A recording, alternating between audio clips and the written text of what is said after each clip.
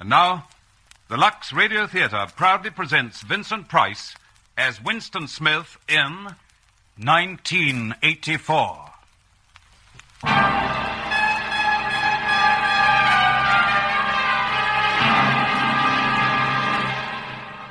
"1984.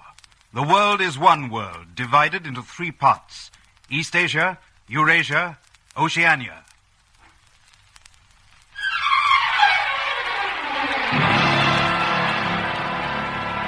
Religion is abolished. God is rooted out. There is only Big Brother. Big Brother is the head of the party. Big Brother is one, indivisible, unassailable.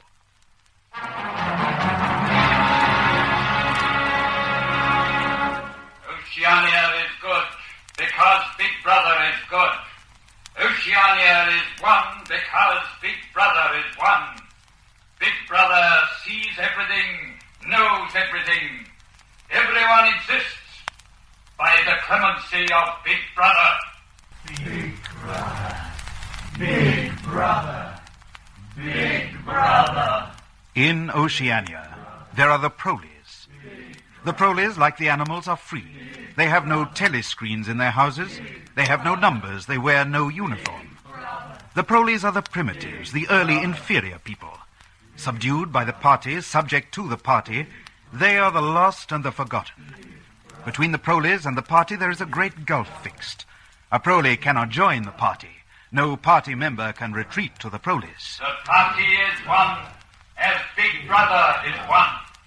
Big Brother. Every member of the party wears a uniform, a suit of overalls. Every member of the party has a telescreen in his house.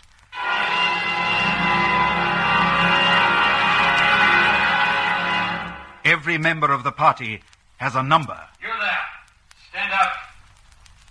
In front of the screen. What is your number? 6079. Your name? Winston Smith. Where do you live? Third floor, Victory Mansions. Employment in the party? Records Department, Ministry of Truth. Repeat the slogans of the party with fervor. War is peace. Freedom is slavery. Ignorance is strength. Now, how is Oceania governed? By Big Brother, through the Ministry of Truth, the Ministry of Peace, the Ministry of Plenty, the Ministry of Love. Describe their functions. The Ministry of Truth, News, Entertainment, Education, the Ministry of Peace, Conduct of War, the Ministry of Plenty, Economics.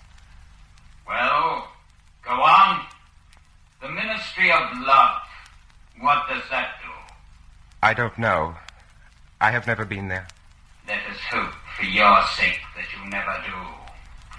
The Ministry of Love is where people who do not love Big Brother are taught to love him. Do you love Big Brother, Winston Smith?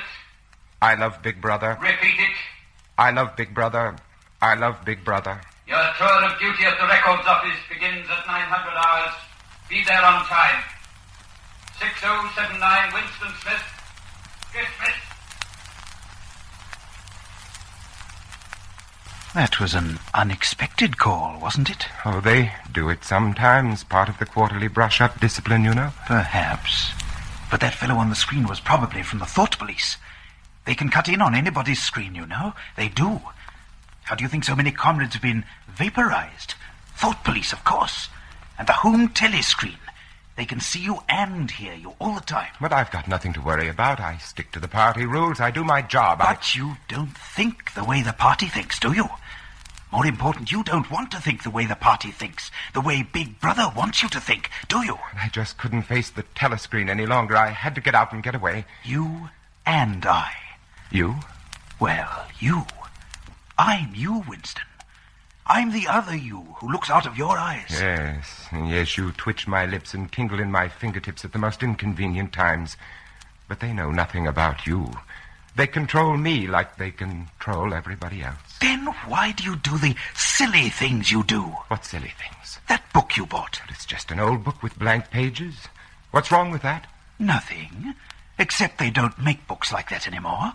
And if they ask you where you got it, you'd have to tell them at an antique shop in the Prole Quarter. But I just wanted to keep a diary. Nothing wrong in that, is there? No, except you'd find it hard to explain why you wanted to keep a diary. And remember, You're not supposed to go into the Proley Quarter anyway. I know. The Proleys aren't members of the party. They're just slaves. But will you stop it? I've got enough to worry about as it is.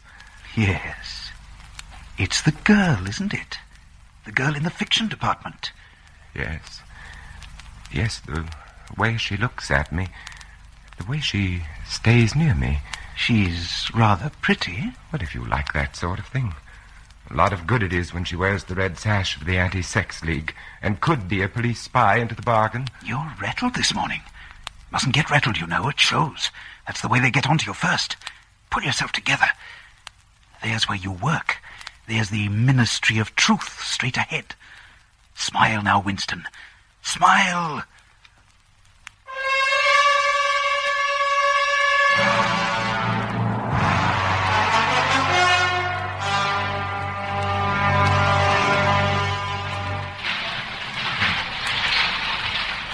Good morning, Comrade Smith. What? Oh, good morning, Comrade O'Brien. Not often we meet like this. No, Comrade. Of course, I've often wanted to. Wanted? What, Comrade? Well, I don't know. It's probably foolish. You are known as a great man in the party. I've admired you from a distance. I hear good reports of your work, Smith. Well, I've often hoped I might discuss it with you. A pity we have no time now. Never mind. We'll meet again one day. In the place where there is no darkness. In the place where there is no... I beg your pardon, Comrade. Good morning, Comrade. Don't let me keep you from your work. A place where there is no darkness. He said... Never mind that now, you fool. Compose yourself. You're at work. Everybody watches. Everybody listens for Big Brother. Oh, yes. Yes, of course. But O'Brien understands. Yes. Yes, O'Brien understands. You know now that you're not alone. But smile, smile. There's that girl again. Don't let her see. Don't let her guess.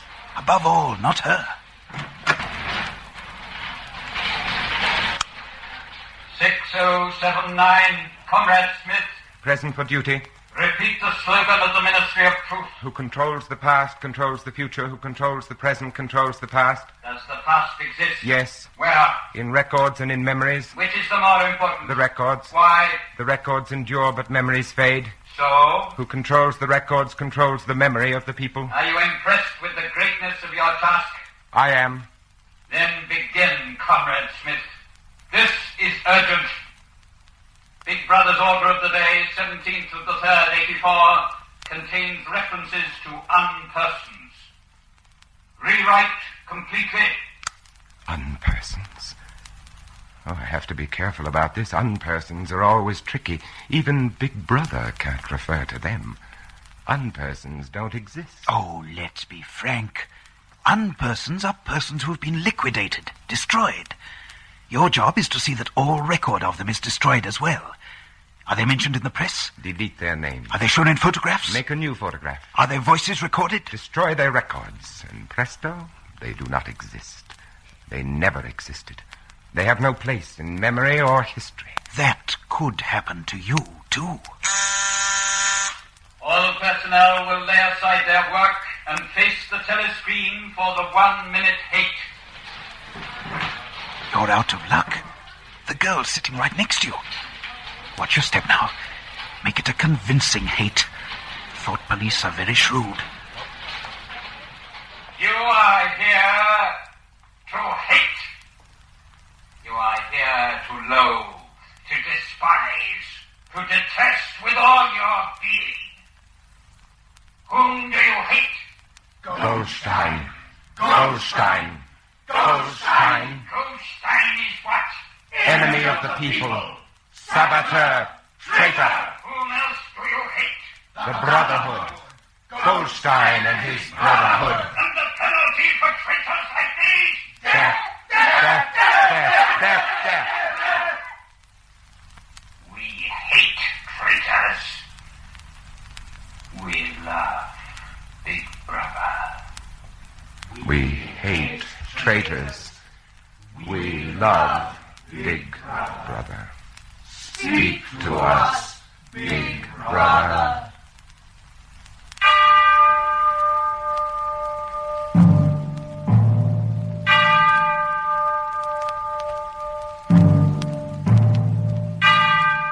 My comrades,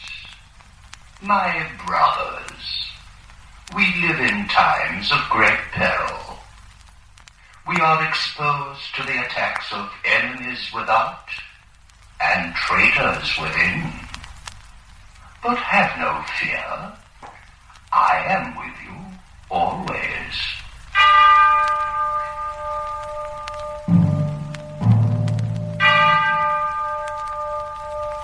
The 1 minute hate is concluded. All personnel will return to work.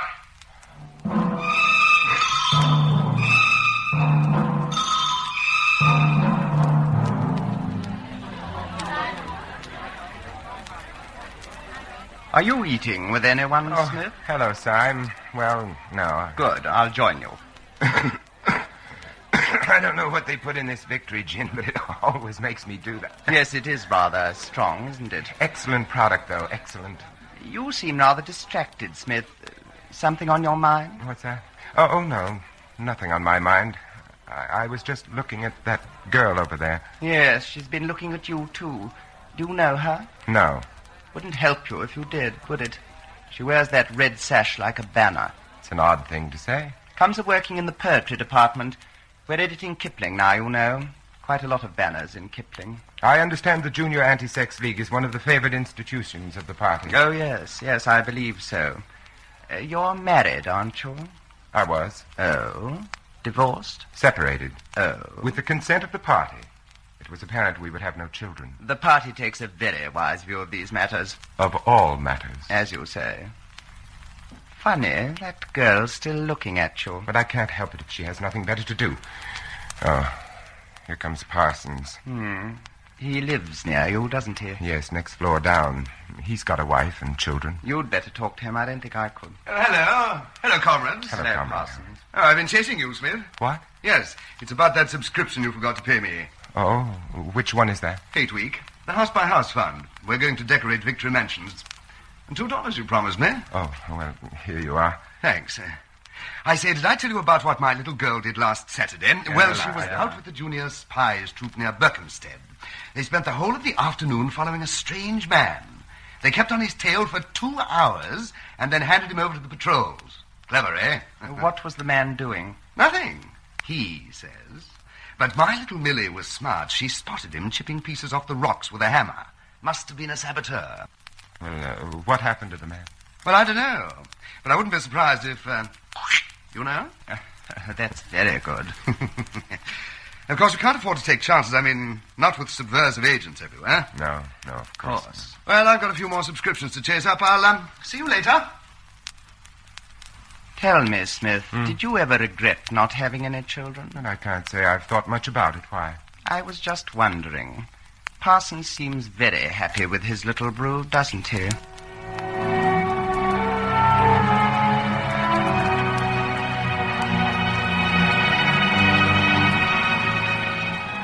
You see what I mean about being careful? Watch that fellow Syme. Oh, he's clever, and he never says a word out of place, but he's marked. One day he just won't come to work, mark my words. Why should I worry about Syme? He can look after himself. I'm worried about me, about that girl. Oh, working in the same building, people are bound to see each other frequently. For some reason, she's interested in me. She keeps turning, and why? It can't be sex. She's a member of the Junior Anti-Sex League. I doubt if she's from the Thought Police. Except for that diary you keep, you haven't given too much away. Well, anyway, she's not important. The important thing is O'Brien. He spoke to me today. He understands. He knows. Knows you're guilty of thought crime, that you hate Big Brother, that you... All of that and more. Everything. Don't you see? If O'Brien knows, there is hope then. There is hope. Oh, I'm sorry, comrade. I wasn't looking where I was. Wait a minute. You're the girl from the Ministry of Truth, aren't you? That's right. You've been watching me for days. Yes. But why? I'm a good party member. Why do you have to spy on me? I'm not spying on you. All I wanted to do was to tell you I love you. You love me? Wait a moment. She loves me. She said she loves me. Good evening, Mr. Smith. Oh, hello, Millie Parsons. What are you doing out so late? Mr. Smith? Yes, Millie. You're a traitor. What? I've been watching you. You're a thought criminal. Millie, get out. Go home. I'll tell your father about this. Smith's a traitor. Smith's a spy. Catch him first and let him die.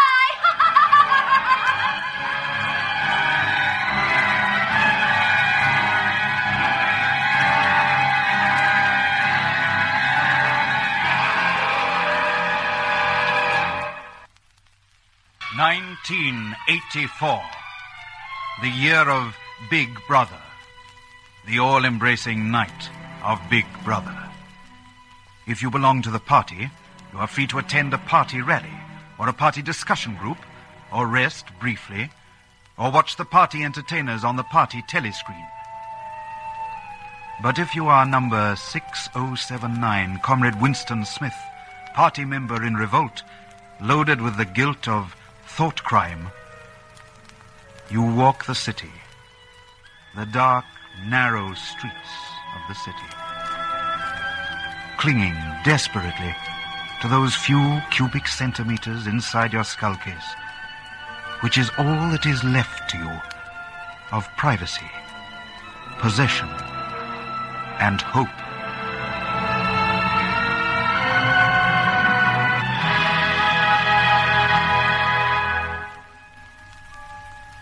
The way she said love made it sound completely personal, private, indestructible. It isn't, you know. It can't be.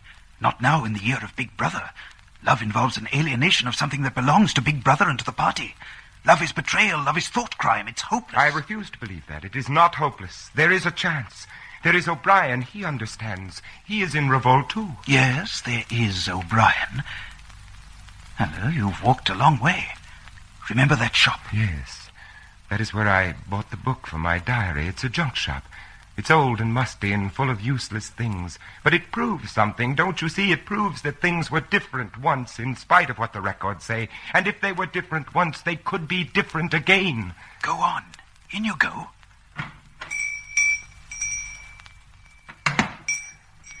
Good evening. Good evening. What can I... Oh, why, of course. You're the gentleman that bought the Ladies' Keepsake album. Is there anything special I can do for you? I was passing. I just looked in. I don't want anything in particular. It's just as well. The shop's nearly empty. Between you and me, the antique trade's just about finished. No demand, no stock either. That's a pretty thing. What is that? No, it's a glass paperweight. What's that inside of it? That's coral. Coral? Must have come from the Indian Ocean. They used to melt the glass onto it. More than 100 years old, that is. It's a beautiful thing. Yes, indeed it is. Now, there's another room upstairs you might care to take a look at. Oh, yes, of course. There's not much in it. It's just a few pieces. Well, we could do with the light if we're going up. Yes, the room. We used to live here till my wife died. Now I'm selling the furniture off little by little. See, that's a beautiful mahogany bed. There's no telescreen. I never had one of those things. It was too expensive. I never really felt the need of it. You don't live here now? Oh, dear me, no. I live with my daughter. Oh. She's quite a nice apartment. In the worst of tastes. I lock up at night and leave all my memories here. Well, now, if you happen to be interested in old prints at all, there's quite a nice one over here. The frame's screwed to the wall, but I dare say I could fix it for you if you wanted it. I know that building. It's a ruin now. It's in the middle of the street outside of the Palace of Justice. That's right. It's outside the law courts. It was bombed in, many years ago. It was a church at one time. A church? Oh, yes. St. Clement Danes.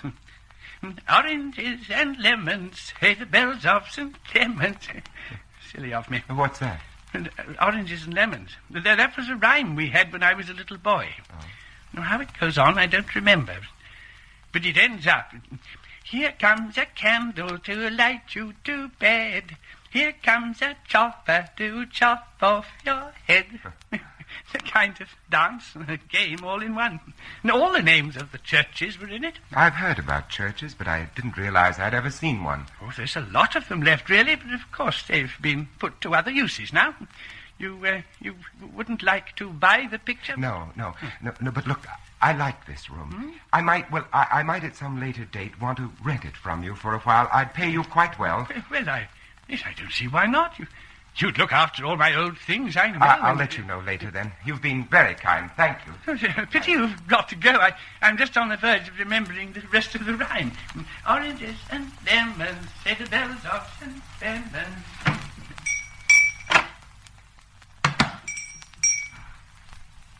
Winston. What? Stop. Don't look round. Just light a cigarette. Oh, this is madness. Do you want us to meet? Yes, of course, but... Next Sunday. Are you free? Yes. Then listen carefully. Now, you'll have to remember this. Go to Paddington Station. Take the train to Ilborne. Yes. Now, when you get there, turn left outside the station. Walk 2 kilometers till you come to a gate with the top rail missing. Now, follow the path and wait for me by the fallen tree. Have you got that? Yes, wait. I'll be there at 1500 hours. I must go now. Now, don't follow me. Just finish your cigarette. But listen, you... I love you. I love you.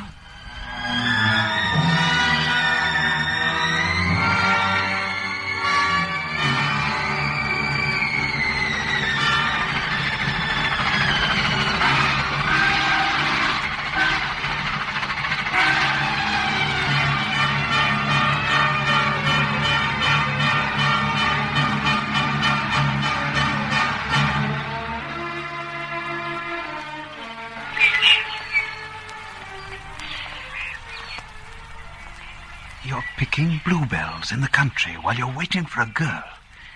You know you've taken the first step on a road that has only one end, death. And yet you're picking bluebells. I don't remember picking bluebells before. It's not in the party's syllabus. Well, to hell with the party. To hell with... Hello. Oh, hello. Do you always talk to yourself? Usually. It's safer. It isn't really. Becomes a habit. The habit gives you away. Oh, I suppose it does. You can put your arms around me, you know. I don't bite. I don't even know your name. Mine is Julia. Yours is... Winston Smith. I know. I found out. Now put your arms around me. Kiss me. Oh, Julia. Julia. Till this moment, I didn't know what color your eyes were. I'd forgotten what a pair of lips tasted like. I'd forgotten how it felt to hold a woman. It didn't take you long to remember. Look, before we go any further, I'm 39. I've got a wife I can't get rid of. I've got a varicose ulcer and 5 false teeth. And I couldn't care less. Julia, are we safe here? Safer than anywhere. Now relax. Hold me in your arms. Now just let's be ourselves. Tell me, what did you think the night I told you that I loved you? I hated the sight of you. You must know I thought you belonged to the thought police. The thought police? Oh, not really. Well, if not that, at least it's a good party member, pure in word and deed. Banners, processions, games, community hikes. And you thought if I had half a chance, I'd denounce you to the police and get you killed off? More or less, It's this blasted sash that does it. The Junior Anti-Sex League. Let's get rid of it for the afternoon, huh? Julia, you're a perpetual surprise. Not really.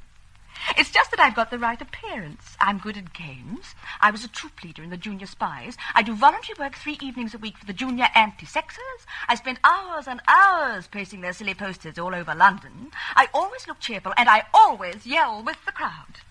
That is the only way to be safe. Why did you pick me? Something in your face.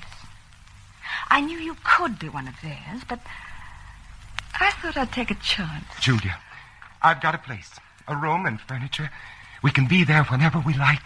Whenever we can, darling. It's not quite the same thing. I still have to stick up posters, and you still have to go to discussion groups. But there'll be times. Where is this place? In the old part of the city where the Proleys live. It's over an antique shop. Well, we have ourselves a love nest. Oh, but we'll have to be careful. Very careful not to give a sign. Not a flicker of recognition. We will be. Julia, have you ever done this before? Of course. Dozens of times. With dozens of men. Was it the same as with me? Not quite. You see, darling, I love you. But the others? 2 reasons, darling. I like it. The party doesn't like it. You make it sound like a political act. That's why they'd arrest us if they ever found out. Love is a political act.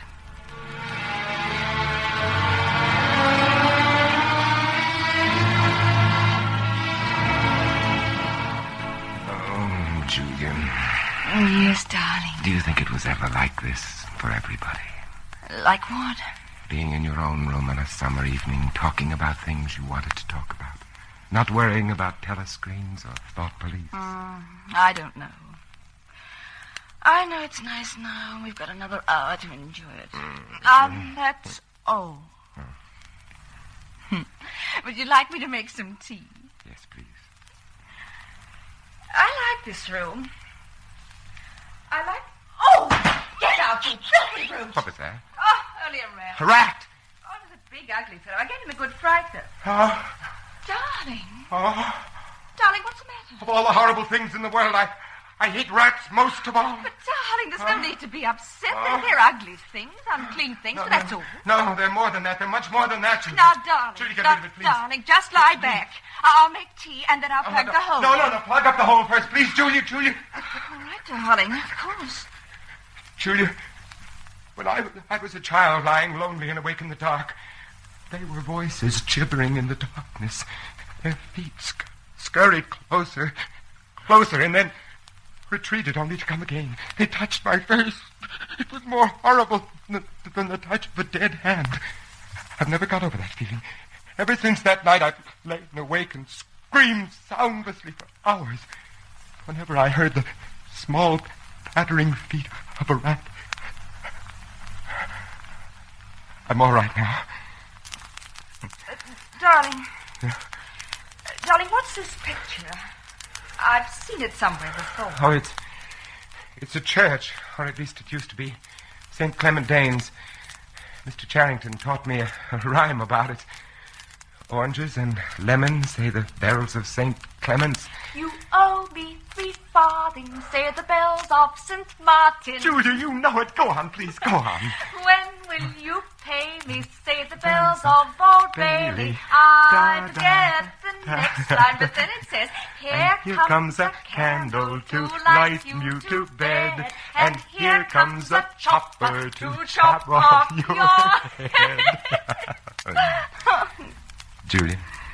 Yes, darling. You know, I have the strangest feeling about that silly little rhyme. What sort of a feeling? As if everybody connected with it were someone who could make us happy. As if I hoped the next person to recite it would be O'Brien. O'Brien? Yes. I told you he spoke to me again in the lift yesterday.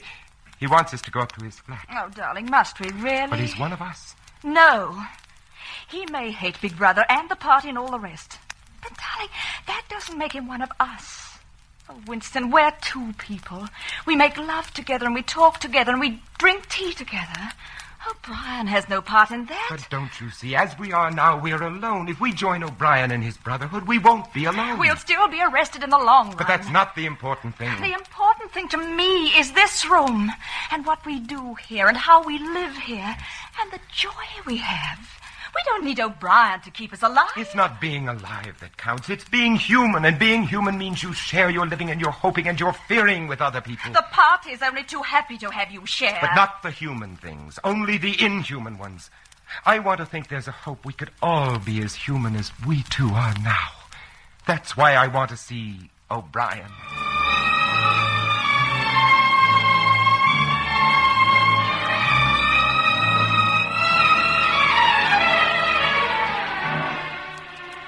I know your names, you know mine. I'm O'Brien. We may dispense with introductions. Pardon me while I switch off the telescreen. Can you really switch it off? Members of the inner party have that privilege. We are... Alone?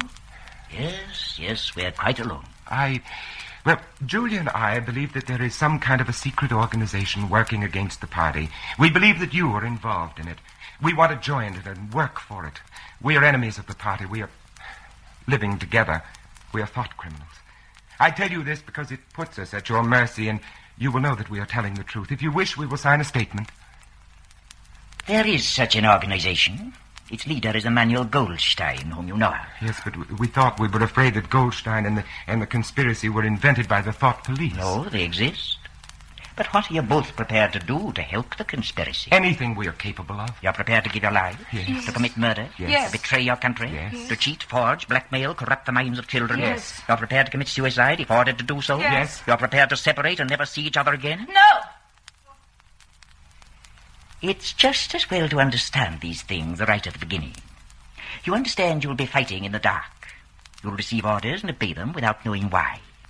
Sooner or later, you'll be caught and tortured, and you will die. You will never know whether your work has served a single good purpose. We and you now are the dead. Our only true life is in the future. 1,000 years away, perhaps. But if in that 1,000 years we extend the frontiers of sanity even a little, we shall have done well. You have a hiding place? Yes, in the old quarter, a room over an antique shop. The proprietor is called Charrington. That will do for the moment. Later, we shall make other arrangements, give you more definite instructions. Now it is time for you to leave. Then we are accepted? Yes, you are accepted. Have you any more questions? Only one. Do you know an old rhyme called The Bells of St. Clement's? Yes, I think so. Oranges and lemons, say the bells of St. Clement's. You owe me 3 farthings, say the bells of St. Martin's. When will you pay me, say the bells of Old Bailey. When I grow rich, say the bells of Shoreditch. You know it, you know it, you know all of it. I told you he'd know it, Julia, didn't I?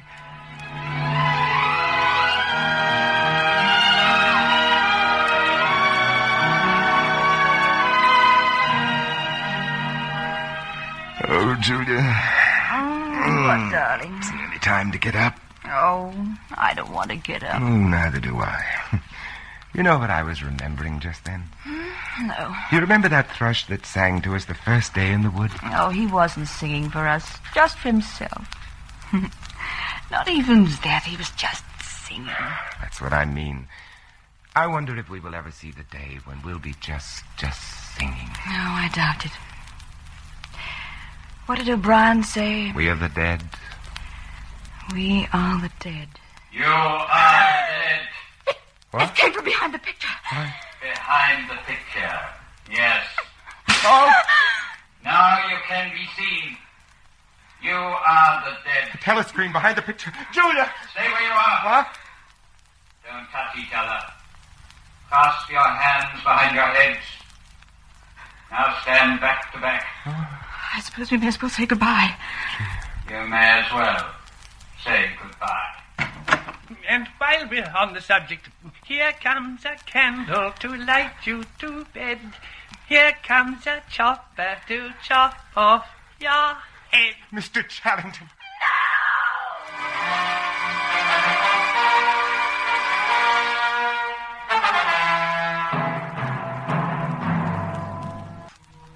1984. The year of the revolt of Winston Smith against Big Brother and the party of Big Brother. It had been a bloodless revolt. Bloodless and small and secret in a mahogany bed in a fusty upstairs room. The issue had been decided before the thought was conceived or the act begun.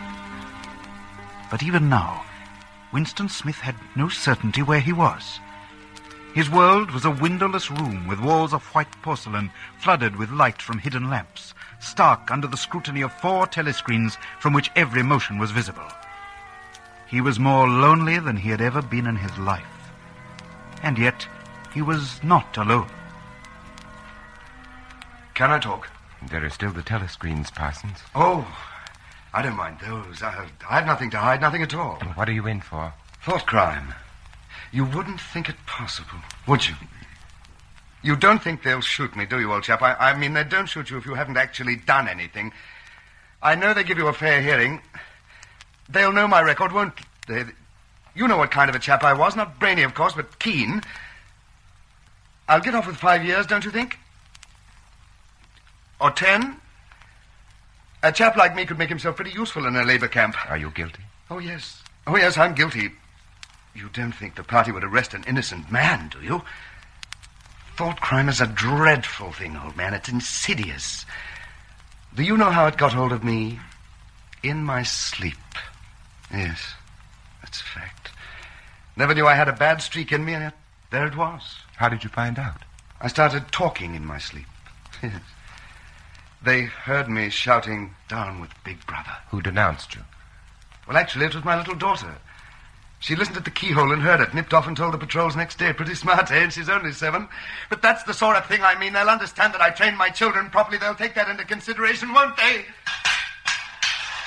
Parsons? Yes. Yes, Just tell me what you want done. I'll cooperate. You won't have any trouble with me. Room 101. Oh. Yes. So, you're alone again. Alone except for that whimpering thing in this gleaming aseptic world of the Ministry of Love. It's not a new experience, this solitude. You're not too afraid, are you? Yes, I am afraid. I am afraid of this procession of frightened men with broken bodies and terrified eyes. I don't know whether that's part of the treatment, too. Yes, it's all part of the treatment. Keep reminding yourself of that. The lightest word, the least calculated gesture is all part of the treatment. There is no mercy, there is no kindness, there is no intermission of misery. It is all part of the treatment. Come on, you. We can't wait any longer. Me? No, not you. This. Come on. On your feet. Where are you taking me? Room 101. No! Don't do anything but that. You've been starving me for weeks. Finish it off and let me die. Shoot me. Hang me. Take my family and cut their throats. But don't take me there! Room 101.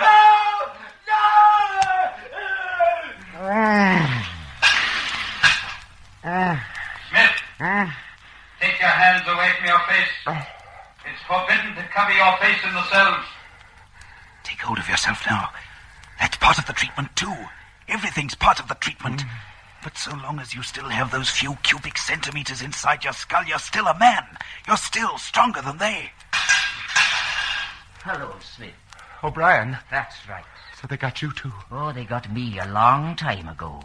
You mean you are one of them? Don't deceive yourself, Winston. You knew this a long time ago now, didn't you? You've always known it. I told you myself we should meet like this, in the place where there is no darkness. Now that we have met, we are going to make a new man of you, Winston. A new man. Take him!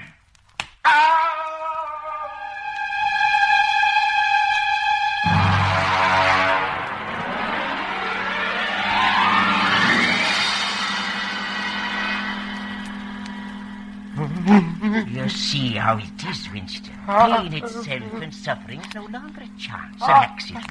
It is a calculated process, a thing measured and graduated and controlled. We are not medieval butchers probing for the nerve roots. We are masters of this most subtle of sciences. Look, there is a dial upon which our agony is measured. There is a lever by which I can increase or diminish it. But it is not I who inflict this pain on you, Winston. It is you yourself. You understand that, don't you? You've always understood that. Winston, you are suffering the pain of birth, the rebirth to sanity. You must be born again. You know that, don't you? Look at my hand, Winston. How many fingers do you see? 2. And on this hand, 2. Put them together. 2 and 2. What does that make? 4. And if the party says 2 and 2 make not 4, but 5, what then? There is still 4. How many fingers, Winston? 4. What else can I say? 4. How many fingers, Winston? 4. Stop it after you 4. 4. How many fingers, 5. 5.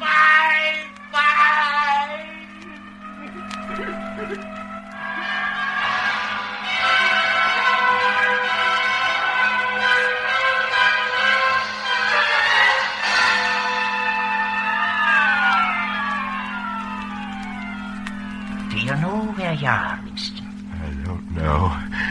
I can guess. In the Ministry of Love. Do you know how long you've been here? I don't know. Days, months, years. Why did we bring you here? To punish me, to make me confess. No, Winston, not that. Not the small tasks of punishment and confession. What could you tell us that we don't know already? What satisfaction do we draw from your stricken flesh? Shall I tell you why we brought you here? To cure you. Cure me of love for a woman. Love. Love is a word, an obsolete word. There is no love. Only a biological act. Cure me of what, then? Of false and foolish thinking. We don't want martyrs, Winston. We want disciples. Willing disciples. And when we've made you a willing disciple, then we shall destroy you.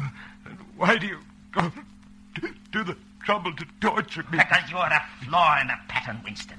You're a stain that must be removed. But you've not told me why. Why? No, Winston, you must tell me why. No. The answer to that question is the measure of my whole success with you. It may be the key to your release from this small prison of great agony. You tell me why, Winston. Why do we do all these things? You are ruling over us for our own good. You believe that human beings are not fit to... Stupid, Winston! You deserve an eternity of pain for a folly like that. Now I will tell you why. The party seeks power for its own sake. We are not interested in the good of others. We are interested only in power. Not wealth or luxury or long life. Only in power. Pure power. No one ever seizes power with the intention of giving it up. Power is not a means. It is an end in itself. The object of persecution is persecution. The object of torture is torture. Each is an exercise of power, a pressing upon the nerve of agony, until one after another all men are converted to our discipline. All men are submissive to our universal power. You'll never do it. You'll never do it. Never. Never. We did it to you, Winston. Shall I show you in a mirror just what we have done to you? Shall I tell you that you're just a bag of bones? That you've lost all semblance of a man? That your hair and your teeth are falling out? That you are an offense to sight and to smell? We did that to you, Winston. Now, 2 and 2 make 5! But I'll never betray you. You failed there. You couldn't make me betrayer. You failed, O'Brien. You failed. You failed. No, we never fail, Winston. Never. We cannot afford to fail.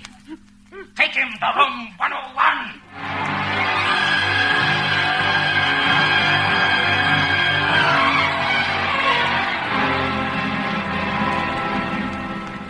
So this is the end of horror. This small room down in the bowels of the earth. I'm strapped to a chair, tightly, so tightly that I cannot move. I cannot retreat inside my skull case. That does not belong to me anymore. It has been entered and possessed and garrisoned by O'Brien. There is no retreat left anymore. I am faced now with the ultimate agony. I am in room 101. You asked me once, Winston, what was in room 101. You knew the answer, though. You wouldn't admit it. No. Everybody knows it, really. The thing that is in room 101 is the worst thing in the world. The worst thing in the world, of course, varies from person to person. For some, it is burial alive. For some, it is death by fire. For some, it is quite a trivial thing. In your case, Winston, it is rats. Oh, no. Oh, take them away. Keep them away from me. You can't do this to me. You can't do this. You have not yet surrendered to me, Winston. How can I surrender if I don't know what you want? I've answered all the questions, haven't I? I've learned all your lessons, haven't I? Take them away, please. Take them away, please. Rats are starved, Winston. They will eat a man alive. Stand, rats. I can use them on you, or I can use them on Julia. You have your choice now. Which? Use them on Julia. I don't care. I don't care what you do. But don't let them near me. Don't let Julia suffer now. Let her. There now, Winston. It's over now. There isn't any more. It's all over now.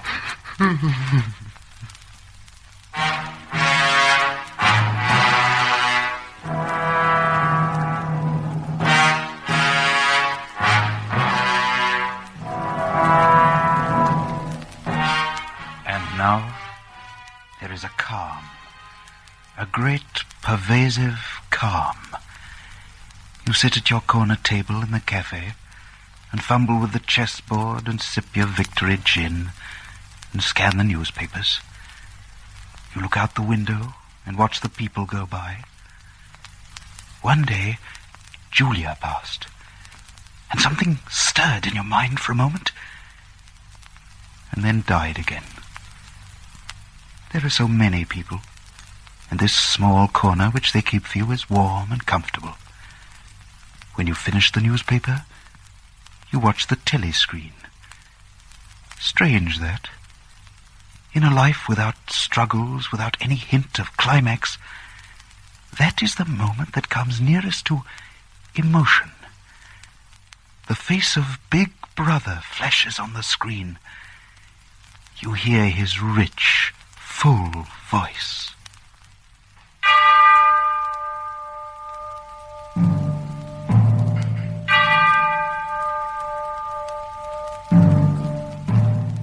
My comrades, my brothers, we live in times of great peril, but have no fear. I am with you always. My care and my love reach out to you wherever you are.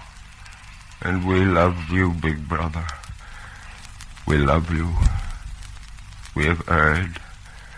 We've been punished. And you have taken us back. We love you, Big Brother. Love you.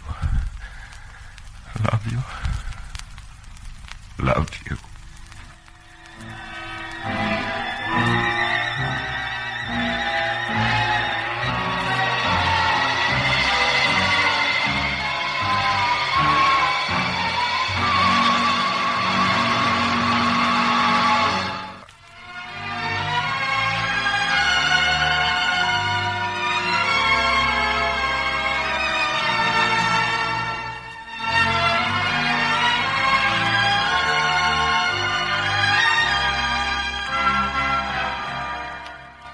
The Lux Radio Theatre is produced by Sterling McAvoy. 1984 was adapted from George Orwell's novel by Morris West. Tonight's play was directed by Paul Jacklin. Heard in our cast were Lionel Stevens as O'Brien, Alexander Archdale as Charrington, Guy Dolman as Parsons, and Dorothea Dunstan, Gordon Chater, Rupert Chance, Murray Powell, Leonard Bullen, and Alan Herbert. David Netheim was heard as the narrator. Margot Lee played the role of Julia, and as Winston Smith, you heard our distinguished Hollywood star, Vincent Price.